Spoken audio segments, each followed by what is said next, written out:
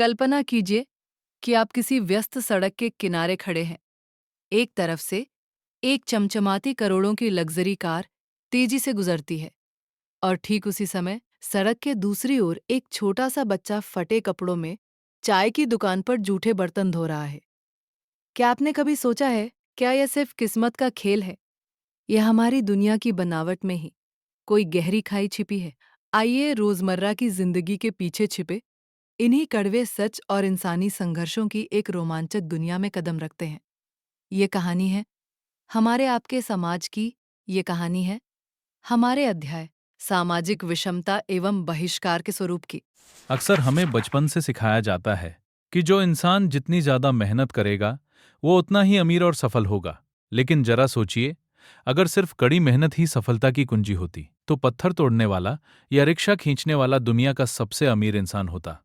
हकीकत यह है कि हमारे समाज में सामाजिक विषमता यानी सोशल इनइक्वालिटी नाम की एक अदृश्य सीढ़ी है। ये सीढ़ी सिर्फ पैसों से नहीं बनती। समाज ने ताकत और रुतबे को तीन अदृश्य खजानों में बांट रखा है।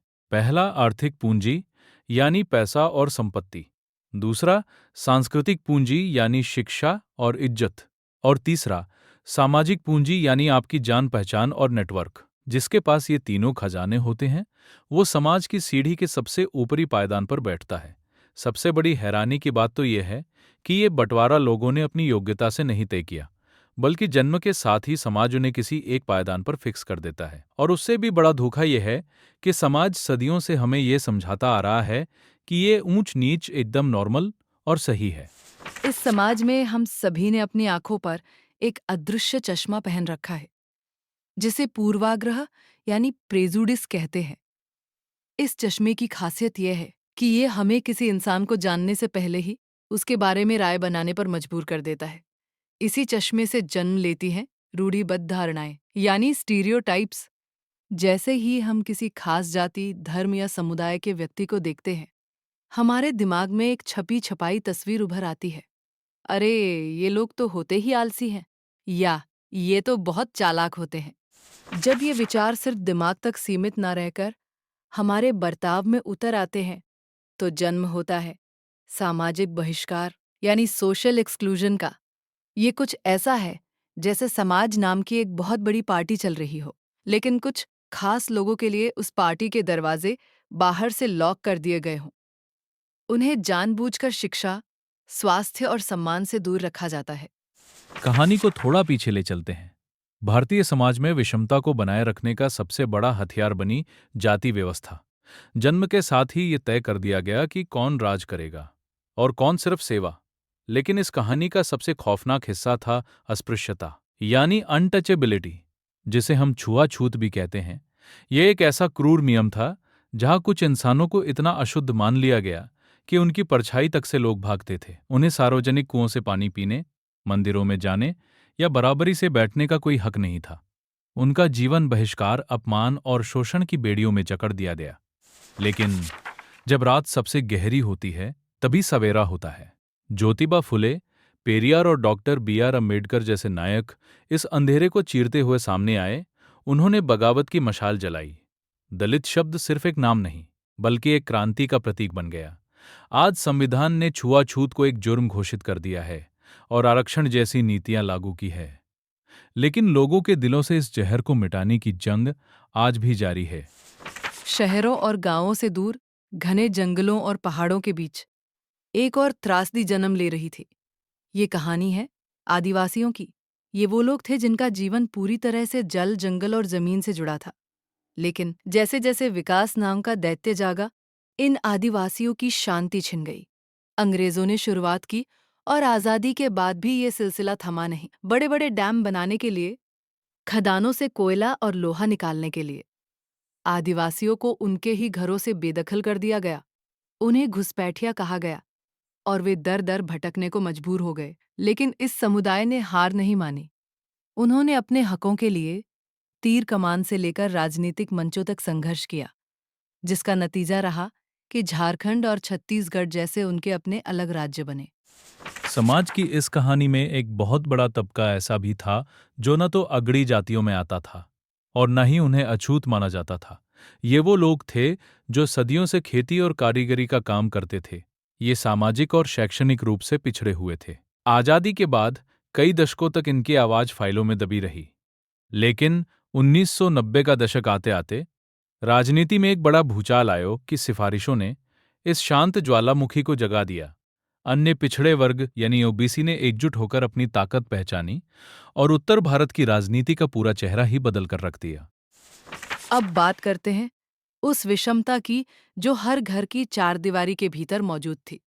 सदियों से एक झूठ बहुत सफाई से परोसा गया कि महिलाएं तो प्राकृतिक रूप से ही कमजोर होती है। उन्हें संपत्ति के अधिकार और शिक्षा से दूर रखा गया। लेकिन 19वीं सदी में इस झूठ की पोल खुलनी शुरू हुई। राजा राम मोहन राय जैसे समाज सुधारकों ने सती प्रथा जैसी कुरीतियों के खिलाफ आवाज उठाई। असली क्रांति तब आई जब खुद महिलाओं ने कलम उठाई। ताराबाई शिंदे ने अपनी किताब स्त्री पुरुष तुलना में समाज के दोहरे चरित्र की धज्जियां उड़ा दी, तो वहीं बेगम रुकैया सखावत हुसैन ने सुल्तानाज ड्रीम लिखकर एक ऐसी जादुई दुनिया का सपना बुना जहां महिलाएं वैज्ञानिक थी और देश चला रही थी। महिलाओं के इस संघर्ष ने साबित कर दिया कि बराबरी कोई भीख नहीं, बल्कि उनका पैदाइशी हक है। कहानी के आखिरी पड़ाव में मिलते हैं उन लोगों से जिन्हें समाज विकलांग या अपाहिज यानी डिसेबल्ड कहकर दया की नज़र से देखता है। लेकिन सच तो ये है कि इंसान विकलांग नहीं होता, समाज विकलांग होता है। अगर किसी इमारत में सिर्फ सीढ़ियां हैं और रैंप नहीं है, तो दोष उस व्हीलचेयर वाले का नहीं, बल्कि उस इमारत को बनाने वाले समाज का है। सदियों तक इनकी शारीरिक या मानसिक स्थिति को उनके पिछले जन्मों का पाप कहकर दरकिनार कर दिया गया। लेकिन आज ये अन्यथा सक्षम यानी डिफरेंटली एबल्ड लोग अपनी पहचान और अधिकारों के लिए लड़ रहे हैं। वे दया नहीं, बल्कि शिक्षा, रोजगार और एक आम इंसान की तरह जीने का हक मांग रहे हैं। इस अध्याय की कहानी सिर्फ अत्याचारों का रोना नहीं है, ये इंसान के उस जज्बे की कहानी है जो हर बेड़ी को तोड़ने की ताकत रखता है।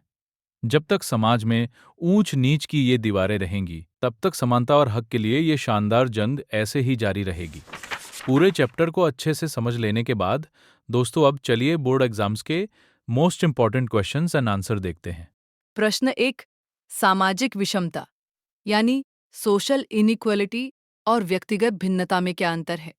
व्यक्तिगत भिन्नता प्राकृतिक होती है। जैसे कोई इंसान जन्म से बहुत बुद्धिमान हो सकता है या शारीरिक रूप से बहुत ताकतवर हो सकता है। लेकिन सामाजिक विषमता प्राकृतिक नहीं होती, ये समाज द्वारा पैदा की जाती है। ये किसी व्यक्ति से नहीं, बल्कि पूरे समूह से जुड़ी होती है। जैसे अमीर गरीब या ऊंची जाति नीची जाति, ये पीढ़ी दर पीढ़ी चलती है और समाज के संसाधनों जैसे पैसा, शिक्षा और इज्जत तक कुछ खास लोगों की पहुंच को रोकती है। प्रश्न 2, पूर्वाग्रह यानी प्रेजुडिस और रूढ़िबद्ध धारणा यानी स्टीरियोटाइप्स में क्या अंतर है? पूर्वाग्रह ये किसी व्यक्ति या समूह के बारे में बिना सच्चाई जाने पहले से ही दिमाग में तय कर ली गई कोई सकारात्मक या नकारात्मक राय है। जैसे फलां जाति के लोग अच्छे नहीं होते, ये सिर्फ एक विचार है। वहीं रूढ़िबद्ध धारणा, जब पूर्वाग्रह इतना कठोर हो जाता है कि हम पूरे के पूरे समुदाय को एक ही खांचे में फिट कर देते हैं, तो उसे रूढ़िबद्ध धारणा कहते हैं। इसमें व्यक्तिगत भिन्नता को नकार दिया जाता है, जैसे उस पूरे समुदाय के लोग ही कंजूस और चालाक होते हैं। प्रश्न 3, सामाजिक बहिष्कार यानी सोशल एक्सक्लूजन क्या है? क्या यह ऐच्छिक यानी वॉलंटरी होता है? सामाजिक बहिष्कार वे तौर तरीके हैं जिनके जरिए किसी व्यक्ति या पूरे समूह को समाज में पूरी तरह घुलने मिलने से रोका जाता है। उन्हें रोटी, कपड़ा, मकान, शिक्षा और स्वास्थ्य जैसी मूलभूत सुविधाओं से वंचित रखा जाता है। और नहीं, ये बिल्कुल भी ऐच्छिक यानी अपनी मर्जी से नहीं होता। कोई भी गरीब या नीची जाति का व्यक्ति अपनी मर्जी से समाज से बाहर नहीं रहना चाहता। ये समाज की बनावट और ताकतवर लोगों द्वारा जानबूझकर थोपा गया एक ढांचा है। प्रश्न 4, अस्पृश्यता यानी अनटचेबिलिटी के 3 मुख्य आयाम क्या है? अस्पृश्यता के 3 मुख्य आयाम इस प्रकार हैं। पहला, अपवर्जन या बहिष्कार, अछूत माने जाने वाले लोगों को समाज से बिल्कुल अलग रखना, जैसे एक ही कुएं से पानी न पीने देना या मंदिर में प्रवेश न देना। दूसरा, अनादर एवं अधीनता, उनके साथ ऐसा व्यवहार करना जिससे उनका आत्मसम्मान टूटे और उन्हें हमेशा ऊंची जातियों के अधीन महसूस कराया जाए। और तीसरा, शोषण उनका आर्थिक शोषण करना, जैसे बिना पैसे दिए उनसे जबरन मजदूरी यानी बेगार करवाना। प्रश्न 5, अन्यथा सक्षम यानी डिफरेंटली एबल्ड या विकलांग लोगों के संघर्ष का मुख्य कारण उनकी शारीरिक कमी है या समाज की सोच? स्पष्ट करें। विकलांग लोगों के संघर्ष का मुख्य कारण उनकी शारीरिक कमी से ज्यादा समाज की सोच और समाज की बनावट है। समाज का पूरा ढांचा, जैसे इमारतें, परिवहन और शिक्षा प्रणाली, सिर्फ सक्षम लोगों को ध्यान में रखकर बनाया गया है। विकलांगों को हमेशा एक बीमार या बेचारे के रूप में देखा जाता है और उनकी स्थिति को उनके पिछले जन्म के कर्मों का फल मान लिया जाता है। उनका संघर्ष असल में समाज के इस बहिष्कार और नकारात्मक सोच के खिलाफ है, ताकि वे भी आम नागरिकों की तरह समान अवसर और सम्मान पा सकें। तो दोस्तों, वीडियो पसंद आई हो तो इस वीडियो को लाइक कीजिए। इस स्लाइड की पीडीएफ पाने के लिए हमारे टेलीग्राम को ज्वाइन कीजिए। अगर आपको कुछ पूछना हो तो नीचे कमेंट कीजिए और इस चैनल को सब्सक्राइब कर लीजिए, क्योंकि आपके सभी सब्जेक्ट के सभी चैप्टर्स की वीडियो आगे आने वाली है, जो आपके एग्जाम के लिए बहुत इंपॉर्टेंट रहेगा। मैं आशा करती हूँ कि आप हमारे एनसीईआरटीफाई चैनल से पढ़कर अपनी क्लास में टॉप करेंगे। धन्यवाद।